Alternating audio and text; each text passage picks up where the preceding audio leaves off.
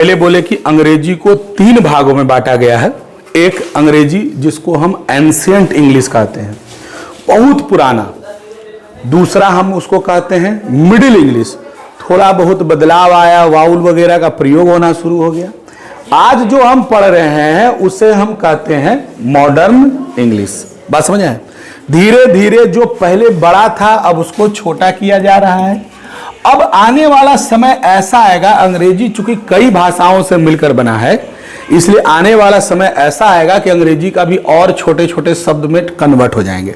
गो हो सकता है, गो तो बहुत छोटा है, लेकिन कई और वर्ड है जैसे जिसको बड़ा होता है, लिखने में परेशानी होता है, उसको छोटा कर देगा डायरेक्ट के, चलो ऐसे लिखा जाएगा।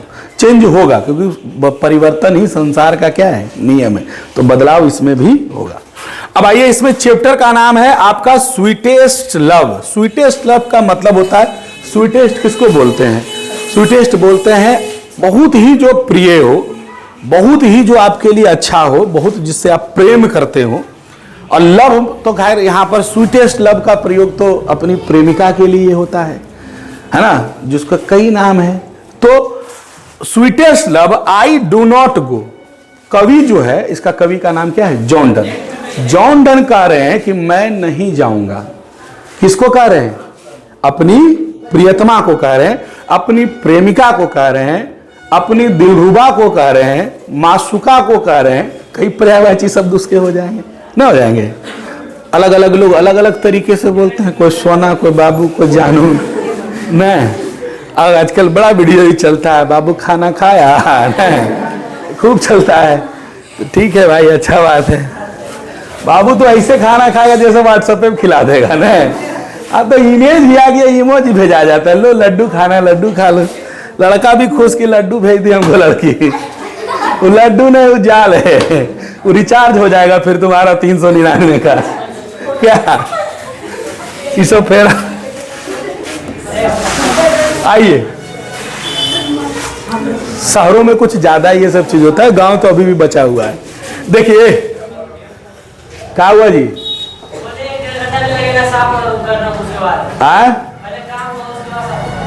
ये बोल रहे तो उसका पूजा हम नहीं करेंगे क्या? वो 6 दिन में बनाते रहेगा। तो बोलना 1 घंटा के अंदर हो जाना चाहिए, नहीं तो छोड़ के चल जाइए आप घर। उसको हम कल ही बोले हैं कि हमको क्लियर कर दीजिए।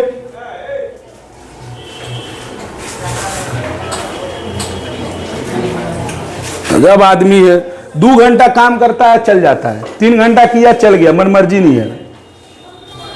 कल ही बोल दिया हम पूजा करेंगे, तो आज तक तुम कम में करते रहोगे। देखिए, कवि का नाम है जॉन डन, ठीक है। बहुत महान कवियों में इनकी गिनती आती है।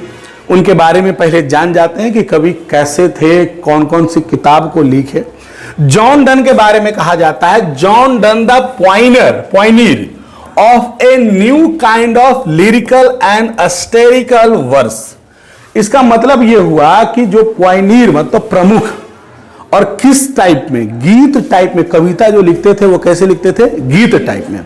और स्टैरिकल का मतलब होता है व्यंग, मतलब किसी भी चीजों पर कटाक्ष भी करते थे, मजाक उड़ा देते थे किसी भी चीज को, उनको जो अच्छा नहीं लगता था या किसी विषय वस्तु पर वो थोड़ा व्यंग भी कर देते थे। तो ऐसे कवि इस प्रकार के लिखे जाने में वो क्या थे? पायनियर थे। पायनियर का मतलब होता है इस टाइप में वो प्रमुख गिनती आता था, टॉप 1 में या टॉप 5 में उनकी गिनती आती थी। कैसे कविताओं में?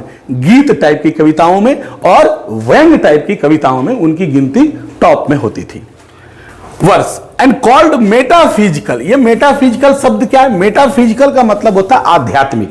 और आध्यात्मिक को समझने के लिए सबसे आसान शब्द है कि जिस चीज को आप देख नहीं सकते हैं, बल्कि उस चीज की सिर्फ चर्चा होती है, उस चीज के बारे में बातें होती है, ज्ञान की बातें होती है, उस चीज को हम कहते हैं आध्यात्म, आध्यात्मिक। आत्मा को किसने देखा है? ईश्वर को किसने देखा है? कोई देखा है?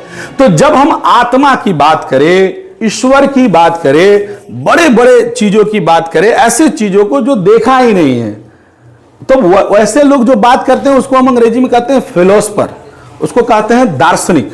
तो ये इस प्रकार की भी बातें करते थे, मेटाफिजिकल भी थे, आध्यात्मिक भी थे। वो ईश्वर की भी खूब बातें करते थे, आत्मा के बारे में बातें करते थे, यानी फीलिंग्स की बातें बहुत ज्यादा करते थे जो दिखाई नहीं देता। वॉज बॉर्न इन लंदन, और इनका जन्म कहां हुआ था? लंदन में। इनटू ए प्रॉस्पेरस, इसका मतलब होता है धनी, समृद्ध, है ना। आप बहुत ही रिच टाइप के व्यक्ति हैं, आपका जीवन बहुत प्रॉस्पेरस हो जाए, मतलब आपका जीवन समृद्ध हो जाए।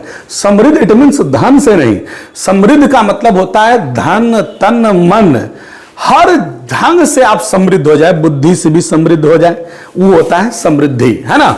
देखिएगा बर्थडे में इस शब्द का प्रयोग किया जाता है, किसी भी बर्थडे को जो विश करेंगे तो इसमें वर्ड का इस्तेमाल किया जाता है। रोमन कैथोलिक फैमिली, और वो कैथोलिक फैमिली से बिलोंग करते थे। कैथोलिक का मतलब हम 10वां में ही पढ़ाए थे कि जो अंग्रेज लोग हैं, जो ईसाई लोग हैं, क्रिश्चियन, उनका 2 धर्म बटा है। एक का नाम कैथोलिक है और दूसरा का नाम प्रोटेस्टेंट है। अब 10वां में पढ़े होंगे। कुछ लोग, आप जब चर्च पर जाएंगे तो देखिएगा ऊपर में लिखा होता है कैथोलिक चर्च या प्रोटेस्टेंट चर्च। किसी ने धर्म की व्याख्या अलग अलग तरीकों से की, किसी ने धर्म की व्याख्या अलग अलग तरीकों से की। कुछ इस विचारधारा को मानने वाले हैं, कुछ उस विचारधारा को मानने वाले हैं। जैसे हिंदू में ही देख लो, हम लोग मूर्ति पूजा को मानते हैं, आर्य समाज मूर्ति पूजा को नहीं मानता। दोनों हिंदू है लेकिन विचारधारा चेंज है। मुस्लिमों में शिया और सुन्नी ये होते हैं, उनकी विचारधारा थोड़े अलग होती है। तो उसी प्रकार से ये कैथोलिक फैमिली से बिलोंग करते थे।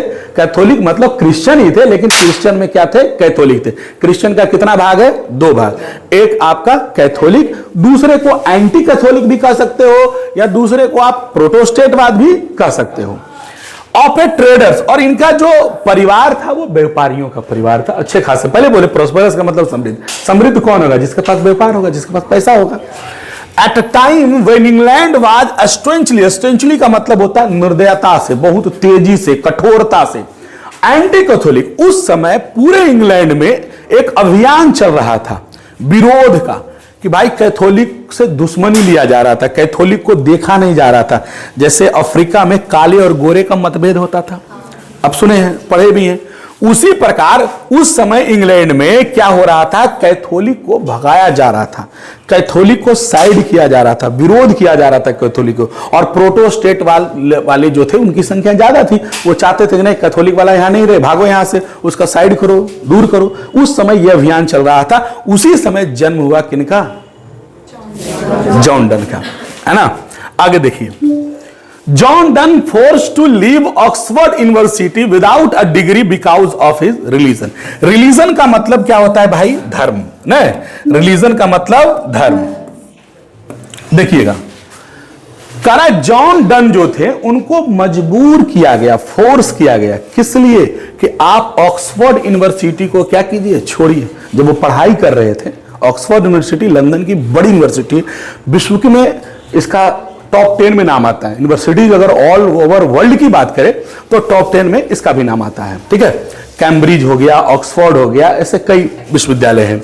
तो यहां पर कारा ये पढ़ रहे थे और उनको भगा दिया गया, बोला छोड़ो तुम यहां से। किस लिए? सिर्फ उनको, किसके लिए? धर्म को लेकर, कि जो यहां चल रहा है धर्म प्रोटेस्टेंट और तुम हो कैथोलिक, इसलिए तुमको हम यहां पढ़ने वढ़ने नहीं देंगे। और उनको मजबूरन छोड़ना पड़ा, इतना त्रस्त किया गया उनको, और वो छोड़ दिए John Donne. He studied law, law का मतलब होता है कानून, उन्होंने कानून की पढ़ाई पढ़ी। और थियोलॉजी का मतलब होता है धर्मशास्त्र। क्या होता है जी? धर्म, यानी धर्म के बारे में भी अच्छी खासी उनकी जानकारी थी, बहुत सारी चीजों को उन्होंने पढ़ाई किया। He also participated in naval expedition. naval expedition का मतलब होता है आप सैनिकों का अभियान चलता है या सैनिकों का ट्रेनिंग चलता है, बीच बीच में सैनिक लोग देखिएगा अभ्यास करते हैं, नौसेना अभ्यास जिसको कहते हैं। तो उसमें भी उन्होंने क्या किया? नौसेना में सैनिकों के अभ्यास में भी उन्होंने क्या किया? भाग लिया, उसमें भी किया। And become a secretary, secretary का मतलब समझ रहे? सचिव। और एक बड़े व्यक्ति का पावरफुल नोबेल, पावरफुल नोबेल है, छूट गया, पावरफुल जॉब, उन्होंने एक नौकरी हासिल कर ली, लेकिन वो नौकरी क्या हुआ? उनका छूट गया। क्यों छूट गया? When he was briefly sent to prison, prison का मतलब होता है जेल, प्रिजन का मतलब जेल। कुछ समय के लिए उनको जेल भेज दिया गया और इसीलिए उनकी नौकरी भी क्या हो गई। अब नौकरी क्यों छूटी ये समझिए। फॉर सेक्रेटरीज मैरिंग हिज पार्टन्स, है ना, यहां टॉपिक यस है। पार्टन्स नाइस, नाइस का मतलब क्या होता है, भतीजी। नेफ्यू का मतलब भतीजा, नाइस का मतलब भतीजी। मालिक जिसके यहां काम कर रहा था उसी की भतीजी से प्रेम विवाह कर लिया। तो बताओ मालिक को तो गुस्सा लगेगा कि बताओ हमारे यहाँ रहा, हमारे यहाँ भतीजी को क्या किया, विवाह कर लिया, प्रेम विवाह कर लिया। इसके कारण थोड़ा पैसा वाला तो था ही है आदमी, और इसको क्या किया, फिर जेल भिजवा दिया प्रेम प्रसंग के मामलों में। और उसके बाद देखिए क्या हुआ, जेल से कुछ दिन के बाद तो फिर लड़की तैयार है तो कुछ तो करेगा नहीं, छूट ही जाता है। अक्सर फंसता है इसमें कौन, लड़का फंसता है। माँ बाप के दबाव में लड़कियां बदल जाती है। अक्सर 100 में 90 आदमी जो भागता है, जो 100 में 100 लोग भागा, उसमें 90 लोग जब वापस आते हैं तो लड़की का स्टेटमेंट यही होता है कि हमको पता ही नहीं चला था, हमको क्या खिला दिया था, हमको सुंघा दिया था, हमको जड़ी बूटी ये कर दिया था, जादू कर दिया था, हम चल गए इसके साथ। लड़की का यही स्टेटमेंट होता है। लड़का बेचारा जाके उन्हें चक्की पीस रहा है। भागा दोनों, फंसा कौन, लड़का। इस दुनिया में जो नियम कानून है बड़ा खराब है। लड़की अगर कुछ भी कह दी तो वो मान्य हो जाता है। ऐसा नहीं कि लड़की एकदम सीधा है, दूध के धोवल है, ऐसा है क्या, न लड़के दूध के धोवल है, कोई नहीं धोवल है, लेकिन बेचारा मुफ्त में लड़का ज्यादा फंस जाता है। भागे हो तो दोनों, हमारा तो सीधा कहना है, जो भागा उसको छोड़ दीजिए, उसको जिंदगी जीने दीजिए अपने हिसाब से। काल माथा पीटना है, एक बार की जिंदगी मिला है, ओकरो माथा पीट रहे हो उसके पीछे। भाग गया उसका किस्मत, हाँ आपके मुताबिक नहीं किया है, बाप को यही चाहिए, माँ को यही चाहिए कि भैया तुम मेरा जायदाद से बेदखल, जब मेरा इज्जत नहीं रखे या जो भी नहीं रखे तुम कहानी खत्म करो, तुम्हारा समाप्त, तुम अपनी जिंदगी जियो जैसे जीना है, हम तुम्हारा शकल नहीं देखेंगे, तुम जियो मरो आगे बढ़ो, हमको कोई लेना देना नहीं है। थोड़ा कठोर हो जाए बस। यहाँ तो होता है फिर मोह माया में बेटवा उसको बेटवा को बुला लेता है, चलो भाई माँ मोह माया में आ जाती है ना, हमारी बेटिया जाल देख कर लड़के की बोले, ये मोह माया में हो जाता है। तो वो परिणाम देखा हुआ है समाज में, जैसे घटता है ना, आने वाली पीढ़ी उस चीज को समझ जाते हैं, अरे फिर तो अपना ये लगेगा, चलो साल 2 साल रहेंगे फिर अपना लगा हो ही जाएगा, नहीं तो ये सब चीजें ज्यादा उत्साह बढ़ता है लोगों में। खैर आने वाला समय तो यही है, लव मैरिज का ही है, 20 साल के बाद देखिएगा, है ना। करा इन 1615 की बात है। एट द एज ऑफ 22, जिस समय उनका उम्र कितना हो रहा था, 42।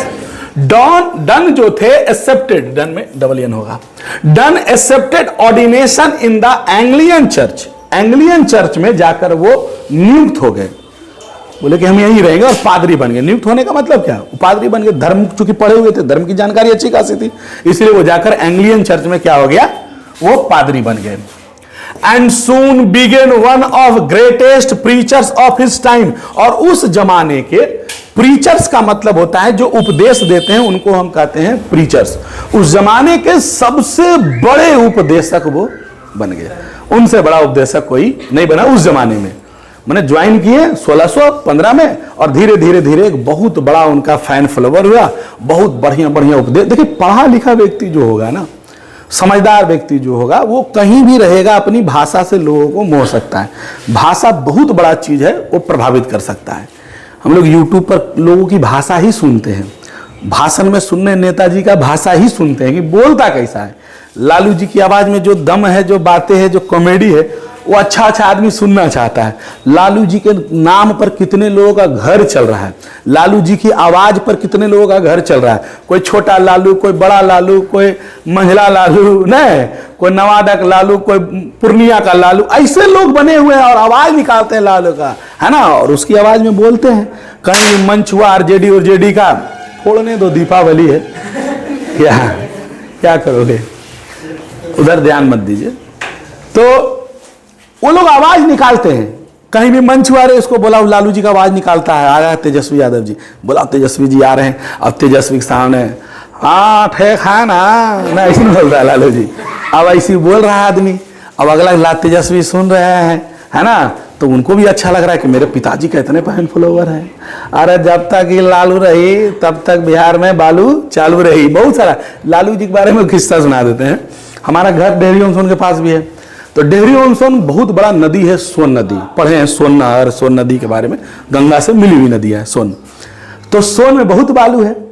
तो जब एक बार वहां पर, कहने का मतलब आए थे लालू जी, तो कहे थे कि अगर हम, कहने का मतलब आएंगे, अगर फिर से जीत जाएंगे तो हम जो रोड है ना, रोड, वो हेमा मालिनी की गाल की तरह बना देंगे। ये कौन बोला था? लालू जी बोले थे। हेमा मालिनी ऐसी हीरोइन है कि आज भी देखोगी तो काफी सुंदर लगती है। तो बोले कि गाल उसका बहुत सॉफ्ट चिकना माना जाता है, सुंदर है तो सॉफ्ट ही होगा। तो इसलिए कहा कि हम रोड को इतना चिकना बना देंगे जैसे मानो हेमा मालिनी का क्या है, गाल है। ठीक है, तो वहां रोड बना नहीं। हेमा मालिनी भी चूंकि राजनीति में है, हेमा मालिनी तो सांसद रह चुकी है, हेमा मालिनी तो चुनाव लड़ी है। तो हेमा मालिनी आई फिर उसी जगह पे, तो बोली क्या कि लालू जी ने जो वादा किया उसे पूरा तो नहीं कर पाए, हमारे गाल के जैसा तो रोड नहीं बन पाया है, लेकिन हाँ ओमपुरी का जो गाल है उसके जैसा ये रोड जरूर बन गया है। ओमपुरी देखे, ओमपुरी एक एक्टर है, अब देखे होंगे, ओमपुरी के चेहरों में चेचक का बहुत दाग, गड्ढा गड्ढा गड्ढा गड्ढा है। बजरंगी भाईजान में जो लेकर वो अपने दो पत्नियों को लेकर जाते हैं, उसमें छुपा कर सलमान खान वगैरह को, वही है ओमपुरी, है ना। बहुत सारे फिल्म ओमपुरी है। तो कौन कौन नहीं देखा ओमपुरी को? सब देखे हो? नहीं देखे हो? फिल्म देखी हो? दिखा देते हैं, देख लो। लेकिन यार नेट में नहीं चलता, नेट नहीं चलेगा, नेट खुल गया, चल गया ऊपर। ओमपुरी देख लेना सर्च मार के घर में। चलो कुछ तो काम घपने से कर लो अब। तो उस टाइम के बहुत बड़े वो क्या बन गए, प्रीचर बन गए, उपदेशक बन गए। In love lyricism Donne broke completely with the Petrarchan. देखिए पेटार्चन क्या है, इसको समझिएगा। एक जमाने में एक बहुत बड़े कवि होते थे, उनका नाम पेटार्च था, और सबकी अपनी अपनी लिखने की शैली होती है ना, काम करने का शैली। जैसे कहता है लड़ता है हो जैसे शेर हो, बोलो हो लगो हो कि बाघ गरजो हो, नहीं उपमा दिया जाता है इसको, अंग्रेजी में मेटाफोर बोलते हैं, सिमिल बोलते हैं, उपमा देना, किसी को किसी के साथ जोड़ना। तो पेटार्चन इनकी अपनी शैली थी। तो ये पूरी कविता में जब भी वो लिखते थे तो पेटार्चन चीजों को बहुत पेटार्चन जैसे लिखते थे, उनकी शैली का बहुत उपयोग करते थे। इंट्रोड्यूसिंग एन इंटेलेक्चुअल एंड को इक्वल टोन, और ऐसी कविता लिखते थे जो तार्किक हो, जो समझ में आए, बुद्धि वाले, बौद्धिक। और कोइक्वल का मतलब होता है जो साधारण बोलचाल में हो, बहुत ज्यादा नहीं हो। जैसे आप 10 अभी पढ़ाएंगे कविता हिंदी में, तो रावण पे जंब है, इंद्र पे दबंग है, ऐसे करके कविता कुछ है। या कुछ ऐसी कविताएं 10वां में भी पढ़े होंगे, आरूढ़ दशा करके। आपको सिंपल भाषा नहीं है, वज्र भाषा है, अवधि भाषा है, कई भाषाओं में उसमें अलग अलग कविता है।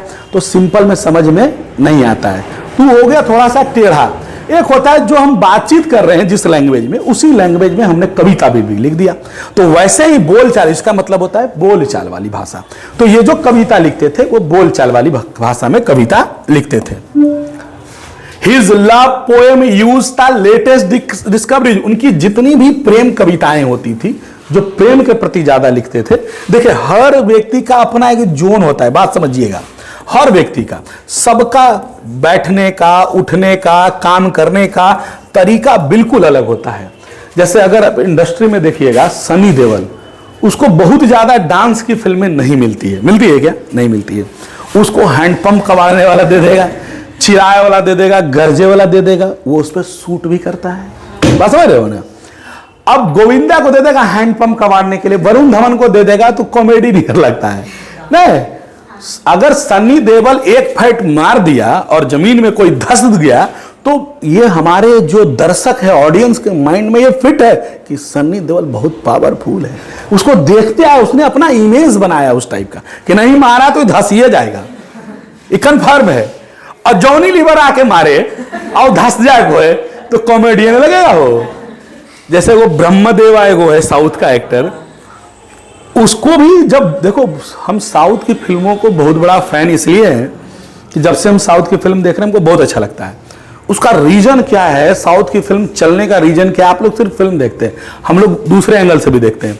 रीजन ये है कि वो एक छोटा सा भी एक्टर होता है ना, उसको बिल्डअप उतना ही देता है। बिल्डअप का मतलब भाव, बिल्डअप का मतलब उसके सीन में वेरिएशन, उसके सीन में वैरायटी या बहुत तरीके से करता है।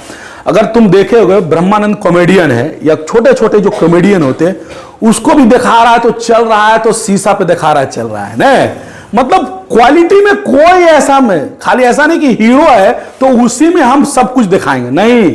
जो विलन है, जो मामूली सा करेक्टर है, उसके करेक्टर को भी इंप्रोवाइज पूरा जबरदस्त करता है, वो इंप्रूव जबरदस्त करता है। वो डायलॉग से लेकर एक्शन से लेकर हर चीज में एकदम इंप्रूव करता है उसको। इसलिए देखने में क्या लगता है अच्छा। हमारे भोजपुरी में क्या है, हिंदी में क्या है, जो मेन हीरो हीरोइन है उसको बिल्डअप पूरा मिलता है, चल रहा है तो पूरा धूल उड़ रहा है, तो ये हो रहा है। तुम साउथ की फिल्म देखो कि नॉर्मल सा जो आर्टिस्ट है वो कॉमेडी कर रहा है, वो अगर दिखाना है तो पूरा धूल उड़ते दिखा देगा।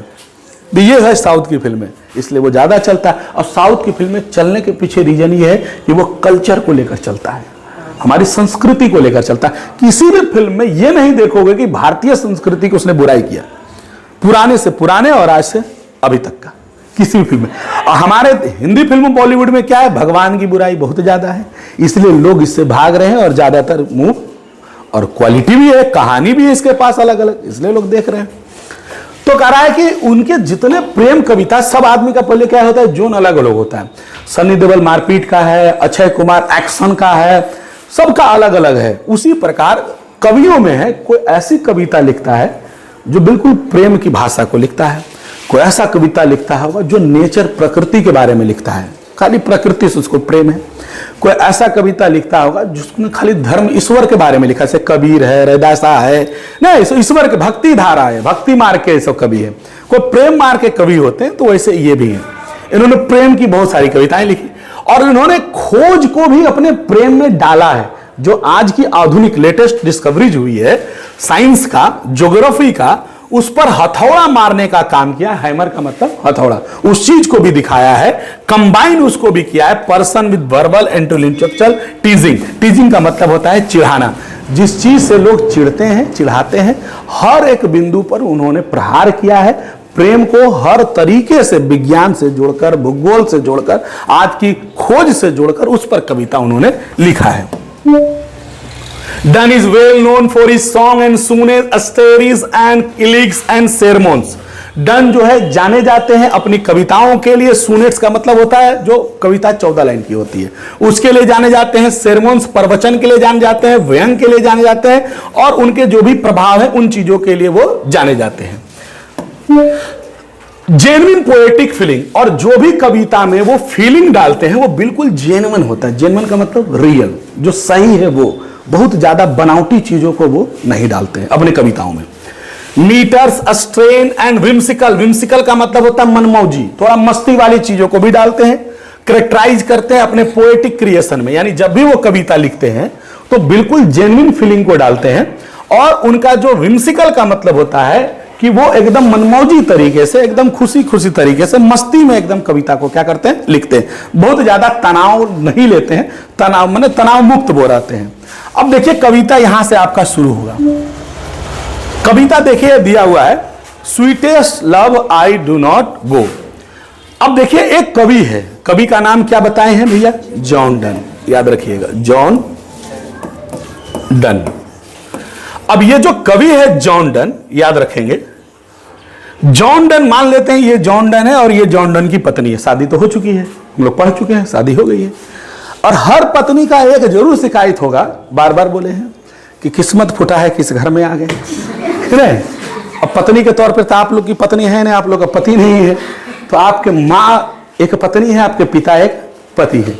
तो माँ का स्टेटमेंट सुनिएगा, जब भी कुछ बातें होगी, लड़ाई झगड़ा थोड़ी बहुत होगा, तो माँ का स्टेटमेंट पहला यही रहता है कि किस्मत फूटा है जो हम इस घर में आए, वरना तो मैंने क्या बोले कि हाँ तो हम नौकरानी हैं, ये हैं, सास बहुत तकलीफ दी है, ननद बड़ी तकलीफ दी है, काफी लंबी कहानी माँ के पास रहती है, और जो है सही है, उससे कोई मतलब नहीं है।